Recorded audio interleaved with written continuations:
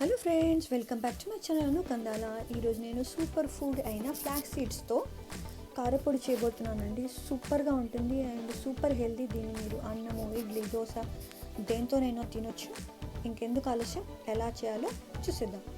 ఇక్కడ నేను ఒక టేబుల్ స్పూన్ శనగపప్పు, 2 టేబుల్ స్పూన్ల మినపప్పు, కొన్ని వెల్లుల్లి రెబ్బలు పొట్టుతోనే తీసుకోవాలి, కొన్ని మిరియాలు, తర్వాత ఒక టేబుల్ స్పూన్ జీలకర్ర, 2 టేబుల్ స్పూన్ల నువ్వులు, తర్వాత కొన్ని ఎండుమిర్చి. అది కారం అని మీకు టేస్ట్ దగ్గర తీసుకోవచ్చు. తర్వాత కరివేపాకు, ఇంకా 1 కప్ ఫ్లాక్స్ సీడ్స్.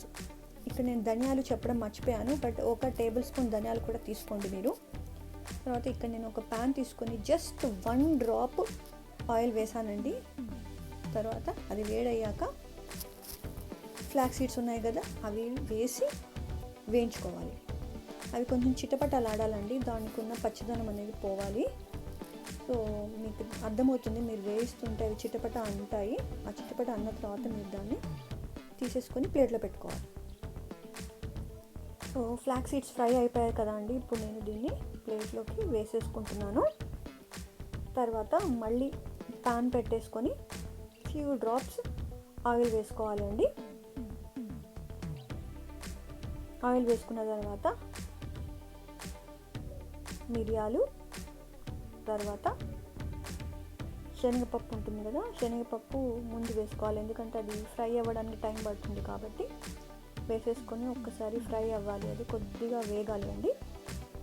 అది వేగిన తర్వాత దాంట్లోకి కర్ర అండ్ మినప్పప్పు కూడా యాడ్ చేశాను. ఇది కూడా గోల్డెన్ బ్రౌన్ వచ్చేంత వరకు ఫ్రై చేసుకోవాలండి. తర్వాత ఎండుమిర్చి యాడ్ చేస్తున్నాను. సో కారం అనేది మీ టేస్ట్కి తగ్గట్టుగా మీరు వేసుకోండి. మేము ఎక్కువ కారం తిన్నాను కాబట్టి నేను కొద్దిగానే వేస్తున్నాను.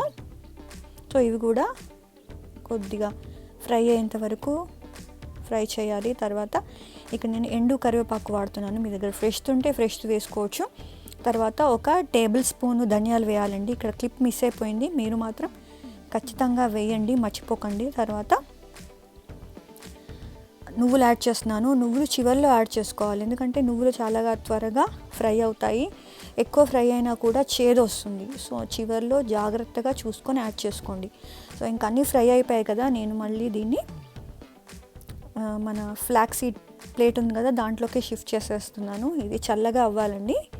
సో దాంట్లోకి గార్లిక్ రెబ్బలు, తర్వాత కొద్దిగా బెల్లం వేసాను. సో ఇదంతా చల్లగా అయిన తర్వాత ఇంకేముంది, మిక్సీ పట్టేసుకోవడమే. చూస్తున్నారు కదా, మిక్సీ జార్లో వేసేసాను. దీనికి తగినంత ఉప్పు కూడా యాడ్ చేశాను. ఇక్కడ ఒక విషయం ఏంటంటే, మీరు బాగా మెత్తగా పట్టుకోకూడదండి, కొద్దిగా బరకగా ఉంటేనే ఈ పొడి అనేది టేస్ట్ ఉంటుంది అండ్ మనం తింటే గొంతులో అనేది తట్టుకోదు. సో మన పొడి అనేది రెడీ అయిపోయింది. చూస్తున్నారు కదా ఎంత యమ్మీగా ఉందో. దీన్ని మనం వేడి అన్నంలో నెయ్యి వేసుకొని కానీ, లేకపోతే ఇడ్లీకి కానీ, దోశ కానీ పెట్టుకొని తింటే సూపర్గా ఉంటుంది అండ్ చాలా హెల్దీ కూడా. ఇంకెందుకు ఆలస్యం, మీరు కూడా ఈ రెసిపీ ట్రై చేసి నాకు కామెంట్ బాక్స్లో మెన్షన్ చేయండి అలా ఉందో. And thank you for watching my channel. Please do like, share and subscribe to my channel. Thank you so much. See you next video. Bye.